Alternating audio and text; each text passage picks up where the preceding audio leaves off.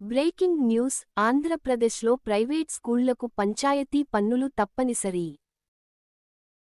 ఇకపై గ్రామ పంచాయతీ, మున్సిపాలిటీ పరిధిలో ఉన్న ప్రైవేట్ స్కూల్స్ పన్నులు తప్పక చెల్లించాలి. ఏ పన్నులు చెల్లించాలి?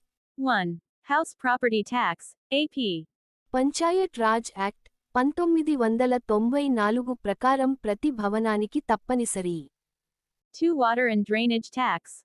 Panchayati Devara Drinking Water, Drainage Connections und. 3. Lighting and Sanitation Cess.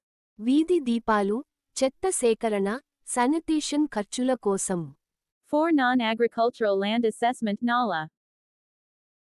వ్యవసాయేతర భూములపై స్కూల్స్ నిర్మిస్తే మినహాయింపులు.